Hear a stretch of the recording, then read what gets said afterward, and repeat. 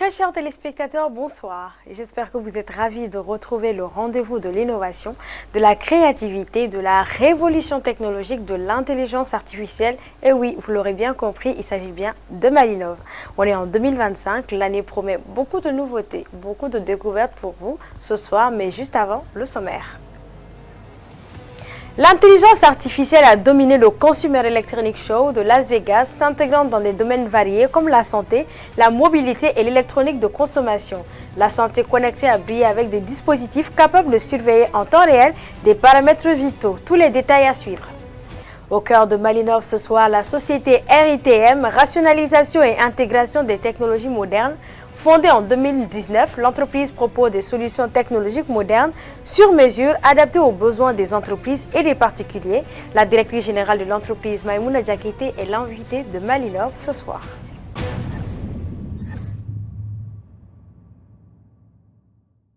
L'intelligence artificielle est un monde de possibilités. Saviez-vous qu'un robot intelligent pouvait vous appliquer vos rouges à lèvres à votre place? Qu'un jardin intérieur robotisé pouvait cultiver des légumes maison pour vous? Ou mieux encore, un robot labrador qui répond aux caresses et à la voix. Oui, c'est bien possible. Ce sont des créations présentées par plusieurs entreprises au Consumer Electronics Show de Las Vegas. On vous montre ça.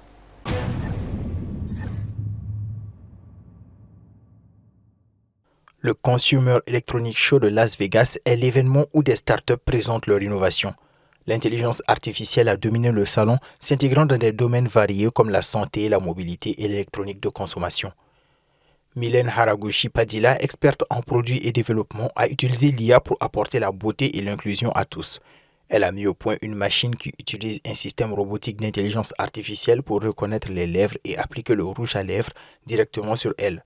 Le processus du robot est beaucoup plus long que celui des humains et cela s'explique par le fait qu'il a été conçu pour les malvoyants et les personnes souffrant de handicap moteur, l'objectif étant de rendre la beauté accessible à tous. Une autre innovation pilotée par l'IA est un système qui permet de cultiver toutes les plantes de la maison. Nommé Garden, le système comporte de nombreux capteurs. Il y a des capteurs de température, d'humidité et des caméras. Ces caméras prennent des photos toutes les 30 minutes et tout cela est stocké dans un cloud. Autour de ce système, ce sont plusieurs modèles d'intelligence artificielle qui ont été développés pour comprendre quelles sont les plantes qui se trouvent dans le jardin et regarder toutes les 30 minutes à quelle vitesse ces plantes poussent. Si le propriétaire a besoin de savoir ou de faire quoi que ce soit, le système le lui fera savoir par le biais de l'application Garden associée au système. C'est une véritable révolution qui vise à permettre à tout un chacun de cultiver sa propre nourriture à la maison sans avoir la main verte d'une manière totalement durable. Une toute autre création au cœur de l'IA est nommée Luna, un robot de compagnie qui interagit avec vous comme un chien ou un chat. Elle suit son propriétaire partout, elle peut parler différentes langues, à savoir l'anglais, l'espagnol, le japonais ou le mandarin. Elle peut répondre à de nombreuses questions grâce à la fonction ChatGPT. Elle peut également être commandée à distance, de telle sorte que lorsque vous n'êtes pas à la maison, que vous puissiez interagir avec les personnes qui sont chez vous. Vous pouvez les voir à travers l'écran et leur parler. Lorsque son propriétaire lui caresse la tête, elle prend une expression très timide ou joyeuse. Des hologrammes pour vous donner plus de présence lors de vos appels vidéo ont également été présentés. C'est un chiant appel vidéo qui fait penser à une nouvelle façon d'avoir des conversations au lieu de Google Meet ou Teams. Une startup innovante a présenté un chien robot nommé RoboPet. Il s'agit de robots labrador qui répondent aux caresses et à la voix. Ce chien peut sentir comment et où on le touche et faire la différence entre un simple toucher, une caresse lente, vigoureuse et répondre à des commandes vocales. Sa bouche et ses yeux s'ouvrent et se ferment, ses oreilles bougent, sa tête et son cou et bien sûr sa queue, et il est couvert de capteurs. Le robot comprend le langage humain mais répond aux émotions et au comportement des personnes avec des émotions. Lorsque vous vous connectez à ChatGPT, il a la capacité de vous parler. Le tout nouveau produit appelé Mirumi, développé par la société UK Engineering, est un robot qui peut se clipser et qui est censé rendre les gens autour de vous heureux.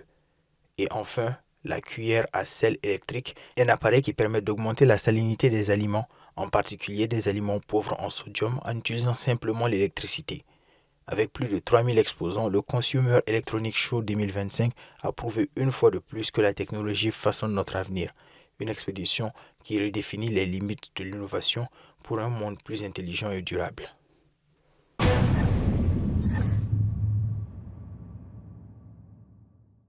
Le buzz du jour s'intéresse à l'industrie vidéoludique. Le nouvel opus tant attendu d'Assassin's Creed, la série de jeux vidéo historiques d'action-aventure et d'infiltration en monde ouvert, développé et édité par Ubisoft, initialement prévu pour fin 2024, ne sortira finalement que le 20 mars 2025.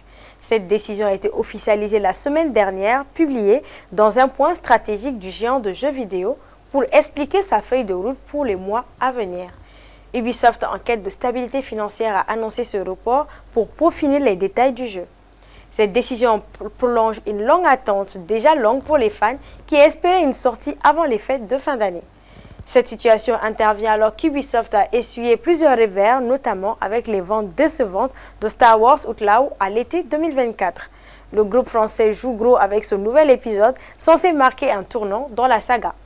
Après plusieurs reports, la patience des joueurs est à bout et l'éditeur n'a plus droit à l'erreur. La sortie en mars 2025 sera décisive pour Ubisoft, dont le cours de bourse est en berne. Pour les fans, l'espoir d'un retour triomphal de la licence est encore permis, mais la frustration monte.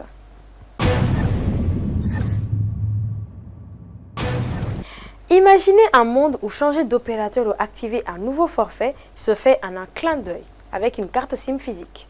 C'est la promesse révolutionnaire de l'eSIM, une technologie qui redéfinit la connectivité mobile. Alors, qu'est-ce que c'est que l'eSIM et pourquoi va-t-elle transformer vos habitudes? Découvrons-le ensemble dans l'Astuce Tech.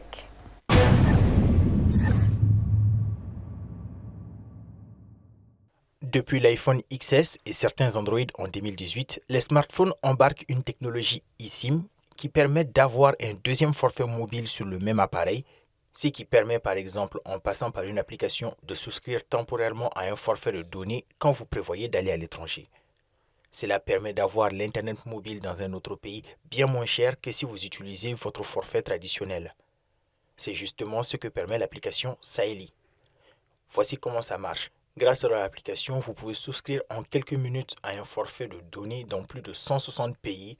Vous choisissez l'enveloppe de données en fonction de vos besoins, puis vous suivez les instructions pour activer et installer en quelques secondes la eSIM sur votre iPhone ou votre Android, et c'est tout. Quand vous arriverez dans le pays en question, l'iPhone va le détecter et activer votre forfait de données pris avec Saeli. Vous pourrez ainsi tout de suite commencer à utiliser l'Internet mobile sans craindre des frais d'itinérance exorbitants. Pendant votre voyage, vous n'allez plus attendre d'avoir accès à une connexion Wi-Fi, des fois de mauvaise qualité des aéroports, pour consulter quelque chose en ligne comme Google Maps ou communiquer avec vos proches via WhatsApp. Quand vous arrivez à 80% de votre forfait de données, l'application vous envoie une notification vous suggérant un renouvellement si vous en avez besoin, histoire de ne pas être pris au dépourvu. Voici un peu de quoi est capable l'eSIM.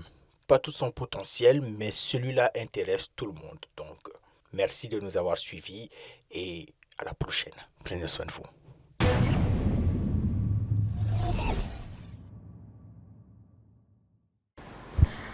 Je vous le disais, c'est la société RITM qui est au cœur des échanges dans l'entretien de Malinov ce soir. La directrice générale de l'entreprise est à nos côtés. Il faut savoir que l'entreprise est dans tout ce qui est digitalisation et technologie avancée. On en saura plus avec la directrice qui n'est autre que Madame Maïmouna Diakité. Bonsoir, oui. Madame Diakité. Bonsoir. Bienvenue à TM1 sur le plateau de Malinov. Merci. C'est un plaisir. Donc, votre domaine d'abord d'expertise, c'est le génie logiciel et la data science. Oui. Vous n'êtes pas la promotrice de RITM, mais vous en êtes la directrice générale. Oui, c'est ça. Qu'est-ce que RITM fait concrètement? Donc, parlez-nous de l'entreprise. L'entreprise, c'est une entreprise de, comme son nom l'indique, rationalisation et intégration des technologies modernes. D'accord. Donc, c'est tout ce qui concerne la technologie, la transformation numérique des entreprises, des administrations et tout ça. Donc, c'est totalement technologique. Ok, mais c'est quand les gens ont besoin d'une totale transformation technologique, ils ont besoin de vous, ou bien vous avez des offres bien déterminées avec des cibles aussi bien déterminées? Bon, nous avons des offres, mais il y a des gens aussi qui viennent vers nous pour aussi, avec des idées bien précises. Ils veulent des logiciels sur mesure. Peut-être qu'ils ont un besoin, qu'ils ont envie de numériser une partie de leur gestion, je ne sais pas. Bon, des fois, ça dépend entièrement des personnes, mais nous aussi, nous avons souvent beaucoup de logiciels à proposer au grand public. Parlant de logiciel, hein, vous avez développé une plateforme de gestion administrative Oui. pour une meilleure gestion des processus administratifs dans un ministère clé au Mali. Oui. De quel type de processus il s'agit? En fait, le logiciel, ça s'appelle le SIRH. C'est un logiciel qui permet de faire la gestion des ressources humaines. En fait, ça gère la carrière d'un agent, en fait. Par exemple, sa démission, on peut gérer sa démission, son licenciement, même sa retraite. Mais on va commencer depuis le début, depuis son embauche, les congés, les arrêts maladie, tout ça. Une fois qu'il est embauché, il est enregistré sur la base de données de ce logiciel. Ça crée l'agent en question dans le système. Et puis, ça suit sa carrière, en fait. Ses promotions, tout ça. Mais quand l'agent vient à démissionner, il n'est plus suivi par ce logiciel? Non, mais ça garde des traces quand même de l'agent. D'accord. Oui. Ça englobe, c'est pour ce ministère clé-là ou bien c'est pour vraiment tout type d'entreprise qui a besoin de ce genre de système? Oui, c'est pour vraiment tout type d'entreprise qui ont besoin de ce logiciel. Mais pour le moment, c'est pour ce logiciel. Bon, c'est eux aussi qui ont demandé à ce qu'on développe ça pour eux. Vous travaillez réellement en fonction, c'est l'offre et la demande. Ceux qui demandent, vous faites l'offre. Oui, mais bon, des fois aussi, nous avons nos propres idées. Nous avons nos propres idées d'innovation. On s'assoit, on dit, il y a telle difficulté ici. On peut essayer de voir et créer ce logiciel afin d'y remédier. Donnez-nous un exemple d'idée que vous avez eue, de technologie innovante. Archipro, par exemple. Okay. On sait que les entreprises maliennes, nous avons beaucoup de mal à gérer nos documents administratifs et parfois on a beaucoup de pertes. On ne sait pas quel document... voilà quoi, je sais, il y a une mauvaise gestion des documents. Donc Archipro, c'est un logiciel que nous avons développé qui suit un document depuis sa création, depuis son acquisition jusqu'à son archivage. Okay. Donc, c'est-à-dire que le document, il peut être disponible même 10 ans après dans le logiciel. Ça élimine tout risque de perte, etc. D'accord. Donc, cela veut dire que, en fait, au sein de l'entreprise, une fois que, parce qu'on a les documents en papier, donc on a deux volets, c'est-à-dire le document numérisé et le document en papier. Oui. Maintenant, une fois qu'on a besoin, quelle que soit l'année dans laquelle on a besoin, quel que soit le temps, on revient dans le logiciel pour chercher ce document-là. Oui. Mais ça veut dire que c'est juste les documents de l'entreprise et ce n'est pas du tout accessible à un grand public dans ce cas. Non. Comme ça, c'est juste les documents de l'entreprise qui n'est pas accessible à un grand public, juste les agents de l'entreprise. Et puis, il y a des rôles qui sont attribués à chaque personne. Un rôle d'éditeur, de modificateur, voilà. Ça dépend vraiment du besoin. On crée dans l'application, tu crées juste un agent et son rôle qui lui est attribué en fonction des tâches qui lui sont confiées. Les technologies avancées et l'intelligence artificielle font partie de ce que vous avez appris, de votre expertise également. Oui, effectivement. Et aujourd'hui, dans l'exercice de votre fonction, est-ce que ces outils-là interviennent? Oui. Comment? Déjà, le génie logiciel, on va dire que c'est totalement basé sur la programmation. Et nous, on fait le développement avec des langages de programmation. Donc, on fait des développements mobiles, web, on fait des développements de logiciels. Aussi, l'analyse des données. Bon, l'analyse des données, ça, c'est la partie data science, la partie analyse, traitement des données, etc.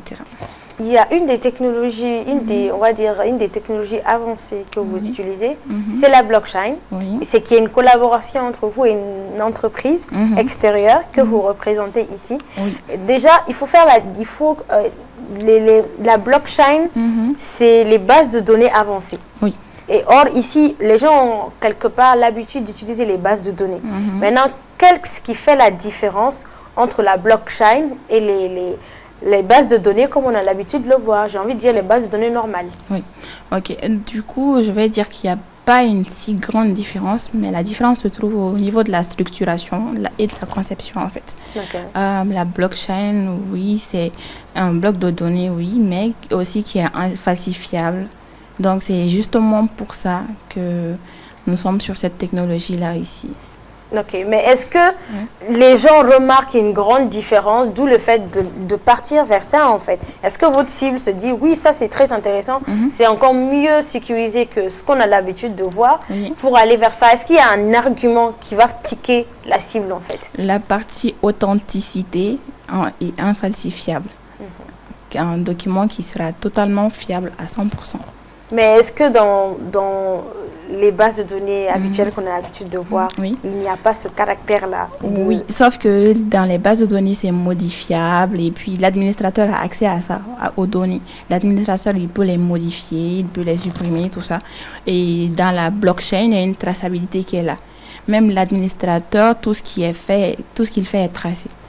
Tout ce qu'il fait, à quel moment, quelle action il a voulu faire, tout ça, c'est vraiment répertorié. Ok. Même si c'est répertorié, est-ce que par exemple à la demande de celui qui reçoit, il peut modifier sans laisser de traces ou bien cela n'est pas possible? Il peut rien supprimer, il peut rien modifier. Et donc ce qu'on a l'habitude de voir, quand on peut modifier et supprimer sans laisser de traces. Voilà. En fait, la partie base de données, l'administrateur a facilement accès à ça en fait. Il peut faire des modifications, des suppressions, tout ça. Mais dans la blockchain, c'est quelque chose qui n'est pas du tout possible. Une fois qu'un document, je sais pas, une donnée est insérée dans la blockchain, c'est vraiment impossible de modifier la donnée ou de la supprimer. D'accord. Aujourd'hui, RITM, c'est une entreprise technologique, mais aussi on a énormément d'entreprises technologiques au Mali. Comment est-ce que se positionne RITM? Qu'est-ce qui vous différencie des autres en fait finalement? Pourquoi qu'est-ce qui fait votre particularité, j'ai envie de dire? Notre particularité, on va dire que nous sommes ouverts au grand public, en fait. Nous sommes ouverts aux formations. Nous voulons faire en sorte de doter cette mentalité aux Maliens que la technologie, elle est inaccessible, elle n'est pas faite pour nous, on ne peut pas s'en sortir sans l'aide des autres. En fait, nous sommes là pour vraiment rendre la technologie, on ne va pas dire vulgariser ça, mais faire en sorte que le Malien s'y habitue, qu'il n'ait pas peur d'aller vers ça, qu'il sache que c'est juste quelque chose, quand tu rentres dedans, tu peux facilement évoluer. Il te faut juste du courage et bon, aussi un peu de... Ok, est-ce que vous ne trouvez pas que les gens ont un peu l'habitude d'utiliser? Je dirais que peut-être pas à des niveaux similaires comme la vôtre. Vous par exemple, vous êtes ingénieur. C'est pas tout le monde qui utilise l'informatique comme un ingénieur. Mais aujourd'hui, on voit que l'intelligence artificielle, il y a beaucoup de gens qui l'utilisent. Les jeunes arrivent à pas mal s'en sortir avec les machines, etc. Donc, pour vous, qu'est-ce qui vous fait dire que les gens ont encore un blocus pour aller vers ces technologies-là? Bien, ça résulte d'une enquête que vous aurez menée, un truc comme ça. Oui, c'est vraiment, on ne dit pas ça au hasard en fait. C'est vraiment, je dis ça avec des mots fondés. Parce que en général, on va dire oui, c'est vrai qu'il y a beaucoup de gens qui entreprennent des choses maintenant. Et surtout que je suis votre émission, il y a des gens qui ont tout le temps de nouvelles idées. Oui, c'est vrai. Donc oui, il y a ça. On va prendre le côté général en fait. Et si on suit le côté général, les jeunes, on va dire, de notre génération, là, tout de suite, ils sont pas trop dans la technologie pour l'avancement, je sais pas, pour les projets d'innovation. Il y a beaucoup d'interfaces, mais on va pas en profondeur. Voilà. Et puis, genre, on utilise plutôt la technologie pour nous amuser, en fait. Surtout, alors qu'on peut, avec cette technologie et ce mental que nous avons, nous pouvons en tirer bien plus. On peut en tirer davantage de choses qui n'aident pas forcément à aller sur TikTok danser. Par exemple, sur TikTok, oui, c'est une application qui est faite pour s'amuser, se distraire, mais aussi il y a beaucoup de côtés utiles. Exactement, on peut beaucoup apprendre dessus. Ouais. Bon, moi je pense que on exploite ça de la mauvaise manière. Parce que les gens, oui, c'est vrai que la distraction, elle est bien. C'est vraiment important de se distraire et tout, mais on ne va pas se fixer sur ça, s'axer sur ça à 100%. Déjà que nous sommes dans un pays en voie de développement et qu'au Mali, ce n'est pas trop ça. Donc, non, je pense que on doit peut-être un peu ralentir la distraction et plutôt axer mais un processus évolue vers vraiment ce qui compte vraiment. Voilà. RITM a été créé en 2019. Oui. On est en 2025. De 2019 en 2025, comment est-ce qu'a été le parcours en fait? Bon, on va dire que le parcours, il a été pas mal du tout parce qu'il y avait ce besoin-là qui était là. Ces besoins qui étaient là. Et jusque-là, ça va. Nous avons des partenaires, nous sommes en collaboration avec beaucoup de personnes. Nous avons réalisé pas mal de projets et oui, ça va. Ça va. Ok, c'est sur ces mots qu'on va conclure cet entretien. RITM se porte bien et on espère que ça va se sentir encore plus bien que où est-ce que vous en êtes aujourd'hui. Alors, je rappelle que vous êtes dans tout ce qui est technologie avancée, dans la blockchain et tout ce qui est digitalisation des entreprises. Oui. Mesdames et messieurs, j'espère que vous avez appris énormément de choses sur RTM et que vous êtes ravis de retrouver cette émission. On avait fait une petite pause histoire de se retrouver, mais on reprend de plus belle. On se dit à la semaine prochaine pour un tout nouveau numéro.